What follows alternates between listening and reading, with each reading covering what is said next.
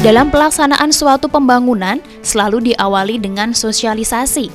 Sosialisasi dilakukan dengan maksud agar masyarakat memperoleh informasi yang benar dan didapatkan persepsi yang sama terhadap pembangunan tersebut, sehingga diharapkan masyarakat ingin berpartisipasi dan berkontribusi dalam pembangunan tersebut.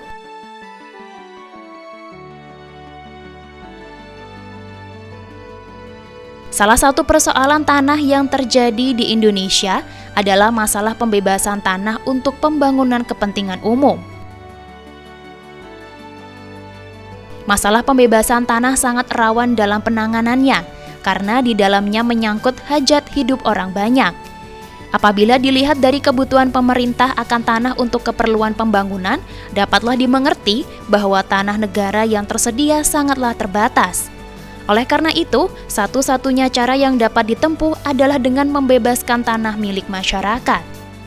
Untuk meningkatkan kesejahteraan masyarakat, pemerintah melakukan pembangunan Jalan Jalur Lintas Selatan atau JJLS.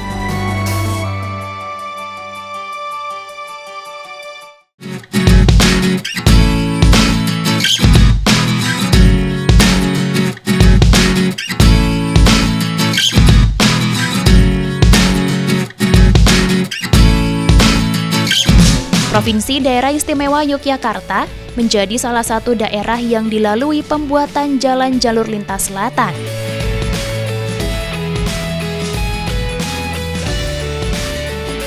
Dalam pelaksanaan pengadaan tanah untuk Jalan Jalur Lintas Selatan, pemerintah memerlukan tanah yang sudah dimiliki atau dikuasai oleh orang atau badan hukum.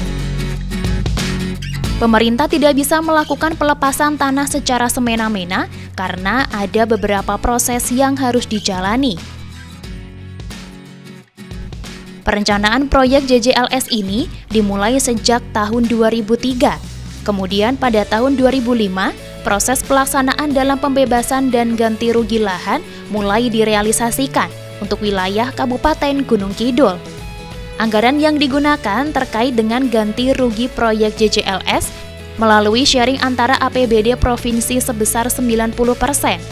Sebagian anggarannya diambil dari dana istimewa dan dari pemerintah Kabupaten Gunung Kidul melalui APBD Kabupaten sebesar 10% melalui dana alokasi khusus.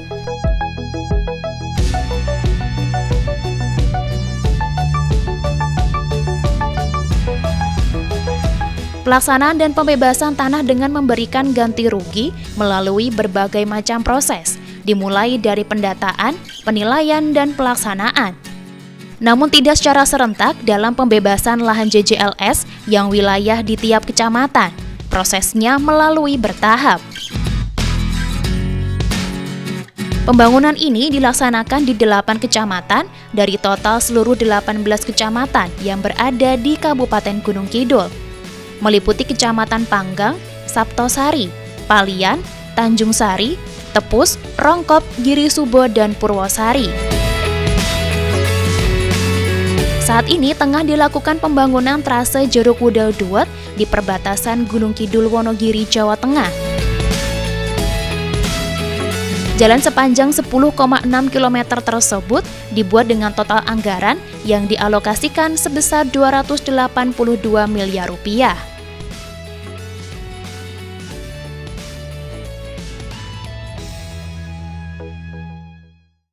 Pembangunan jalur jalan lintas selatan atau JJLS ini diawali dengan inisiasi atau keinginan 5 gubernur di Pulau Jawa. Gubernur Jawa Timur, Jawa Tengah, DIY, Jawa Barat, dan Banten ingin mewujudkan pembangunan di selatan Pulau Jawa tumbuh sebagaimana pertumbuhan wilayah di Jawa bagian utara. Karena di bagian utara Pulau Jawa ada jalan Pantura, maka di selatan juga ingin diwujudkan jalan Pansela atau jalur jalan lintas selatan. Itu sudah dimulai sejak tahun 2004 dan alhamdulillah secara bertahap ini juga sampai sekarang juga terus terlaksana pembangunan jalur jalan lintas selatan tersebut. Pembangunan jalur jalan lintas selatan di daerah istimewa Yogyakarta Ini kita targetkan tahun 2024 sudah selesai, sudah tersambung. Jadi pengadaan lahan untuk pembangunan jalur jalan lintas selatan, skemanya adalah itu dilaksanakan oleh pemerintah daerah, baik daerah istimewa Yogyakarta maupun pemerintah Kabupaten Gunung Kidul, Bantul, dan Kulon Progo. Kemudian berkaitan dengan pengadaan tanah, regulasi yang digunakan untuk pengadaan tanah ini sebelum tahun 2014 kita mengacu pada undang-undang lama, di mana pengadaan tanah dengan undang-undang yang lalu dan juga ketersediaan anggaran, kita tidak memperoleh lahan yang signifikan atau perolehannya sangat sedikit.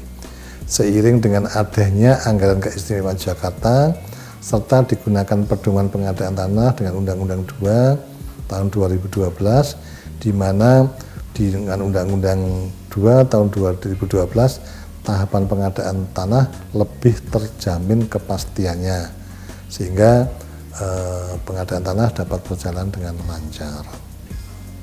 Berkaitan dengan kendala atau problem di pengadaan tanah, yang pertama pengadaan tanah. Pengadaan tanah saya kira ini memang permasalahan yang kami jumpai di awal adalah berkaitan dengan pemahaman masyarakat atas tanah yang terdampak, apakah kemudian dia akan mendapatkan ganti rugi yang memadai seperti yang diharapkan. Dia masih banyak pertanyaan-pertanyaan di benak mereka.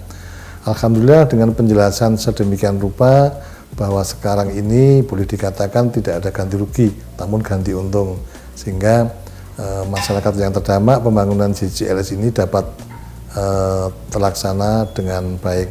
Sedangkan pembangunan, saya kira pembangunan ini dilaksanakan oleh Kementerian PU, di mana sekarang kan kita sudah menggunakan teknologi yang memadai, sehingga progres pembangunan JJLS di DIY dapat baik, tersambung dengan baik, dan dapat berjalan dengan lancar. Nah, seperti kita ketahui bahwa di sepanjang jalur jalan lintas selatan ini kan banyak potensi wisata. Potensi wisata ini lebih pada potensi wisata pantai, utamanya baik di Kulon Progo, di Bantul, dan Gunung Kidul. Dengan terbangunnya JJLS ini, maka akses masyarakat berwisata ke pantai selatan Yogyakarta dapat mudah dijangkau dalam waktu yang cepat dengan nyaman dan aman.